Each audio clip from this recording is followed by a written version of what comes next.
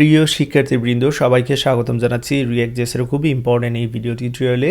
এই ভিডিওতে আমি আপনাদের দেখাবো GitHub এ রাখা একটি প্রজেক্টকে কিভাবে Netlify এ ডিপ্লয় করতে হয় এবং কন্টিনিউয়াস ইন্টিগ্রেশন কিভাবে হয় সেটা আমি আপনাদের দেখাবো।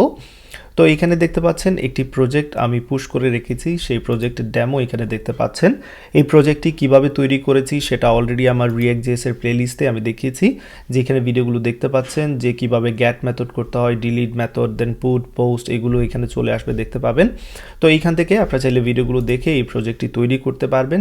এখানে মূলত যা যা আছে আপনারা দেখতে পাচ্ছেন, নতুন ইউজার নেম তৈরি করা যাবে, আমি এখানে দিচ্ছি ডেটা এবং দেখতে পাচ্ছেন এইখানে ইউজার চলে এসেছে, ডিলিট করতে পারবেন, এখানে চাইলে আপনারা আপডেট করতে পারবেন, যে কোনো কিছু চেঞ্জ করলে এখানে চলে আসবে। সাপোজ এরকম চেঞ্জ দেখাচ্ছি এবং দেখতে পাচ্ছেন এখানে চলে এসেছে।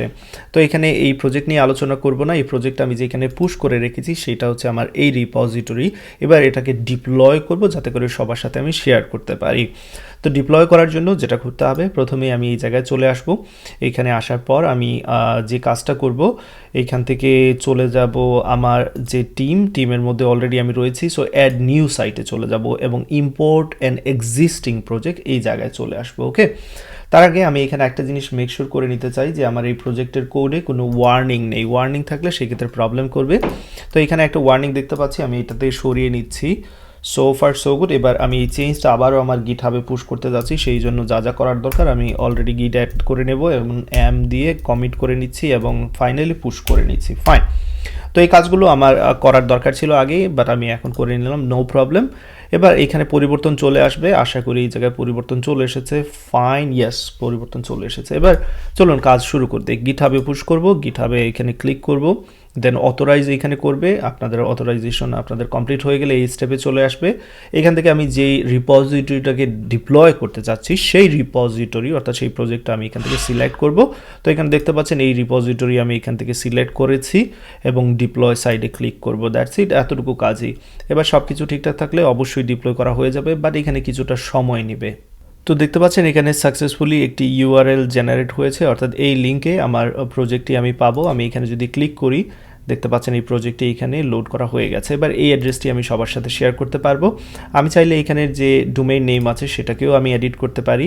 এই জায়গায় ডোমেইন সেটিংয়ে গিয়ে দেন এইখানে দেখতে পাচ্ছেন অপশনস রয়েছে, অপশনসে ক্লিক করে এডিট সাইট নেম দিতে পারি। এইখানে আমার ইচ্ছা মতো নাম একটা দিতে পারি, রিয়াক্ট, এখানে CRUD app, user management app দিচ্ছি, user management app. Okay fine, save করে নিলাম এবং এটা অলরেডি কেউ একজন নিয়েছে, সো আমি এটা ইউজ করতে পারবো না। আমি এখানে এটার নাম চেঞ্জ করে দিতে পারি, 2020 দিয়ে দিচ্ছি। আশা করি এই নামটা কেউ চুজ করেনি এবং দেখতে পাচ্ছেন পারফেক্টলি জেনারেট হয়েছে। এবার আমি এখানে যদি আবারও ক্লিক করি দেখতে পাচ্ছেন আমাদের ওয়েবসাইটটা পারফেক্টলি কাজ করছে। তাহলে আশা করি শিখে নিয়েছেন কিভাবে একটি রিয়্যাক্ট প্রজেক্টকে গিটহাব থেকে Netlify ডিপ্লয় করতে হয়। তো এবার যদি আমি কোনো একটা জায়গায় চেঞ্জ করি, সাপোজ আমি এখানে টাইটেল চেঞ্জ করতে যাচ্ছি, তো এটা অটোমেটিক্যালি কন্টিনিউয়াস চেঞ্জ হচ্ছে কিনা, কন্টিনিউয়াস ডেভেলপমেন্ট হচ্ছে কিনা সেটা দেখতে চাই। ওকে, সেই জন্য আমি আমার বিএস কোডটা আবার ওপেন করে নিয়েছি, app.js এ চলে যাব, যেই জায়গায় আমি পরিবর্তন করতে যাচ্ছি, ছোট্ট একটা পরিবর্তন করব।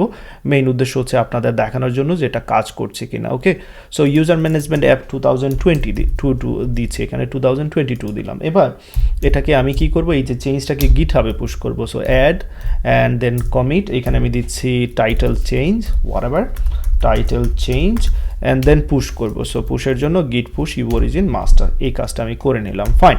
তো দেখি আমার গিটহাবে আগে পরিবর্তন হয়েছে কিনা সেটা আমার প্রথমে লক্ষ্য করতে হবে। সো গিটহাবে আসলাম, এই জায়গায় রিলোড করলাম। তো রিলোড করার পর এখানে আমি দেখতে পাচ্ছি যে টাইটেল চেঞ্জ 12 সেকেন্ড এগো, দ্যাট মিনস পারফেক্টলি কাজ করেছে। এবার যদি আমার যে রিয়্যাক্ট অ্যাপটা রয়েছে সেটাকে যদি আমি রিলোড করি, তো এটা কিন্তু এখানে চেঞ্জ হয়নি, তাই না? তো একটুখানি সময় নিয়েছে এবং দেন আমি রিলোড করার পর এখানে চেঞ্জটা দেখতে পেরেছি। দ্যাট মিনস এটার সাথে সাথে আসলে পরিবর্তন হওয়া হয়তো বা আপনারা লক্ষ্য করবেন না। যখনই আপনারা নতুন কোড পুশ করবেন একটু সময় নিবে, রিলোড করে দেখবেন এবং সেটা আপনার পরিবর্তনটা অবশ্যই এখানে লক্ষ্য করতে পারবেন। তো এই ভিডিও এতটুকু থাকবে, আশা করি এই ভিডিও থেকে আপনারা শিখে নিয়েছেন কিভাবে একটি গিটহাবের রিপোজিটরিকে Netlify এ ডিপ্লয় করতে হয়, ডোমেইন নেম কিভাবে চেঞ্জ করতে হয় এবং কিভাবে কন্টিনিউয়াস ডেভেলপমেন্ট করতে হয়। অর্থাৎ আপনি ভিজুয়াল স্টুডিও করে আপনার কোড চেঞ্জ করে সেটাকে গিটহাবে পুশ করলেন, বাট নেটলিফাইয়ে যখনই রিলোড করবেন সেই চেঞ্জটা কিন্তু আপনি দেখতে পাচ্ছেন। সো এই জন্য আমরা গিটহাব থেকে নেটলিফাইয়ে ডিপ্লয় করেছি, যাতে করে গিটহাবের চেঞ্জ নেটলিফাইয়ের এইখানে চেঞ্জে অটোমেটিক চেঞ্জ হয়ে যায়। ওকে, সো এই ভিডিও এতটুকু থাকবে। সবাই ভালো থাকুন, সুস্থ থাকুন, আল্লাহ হাফিজ।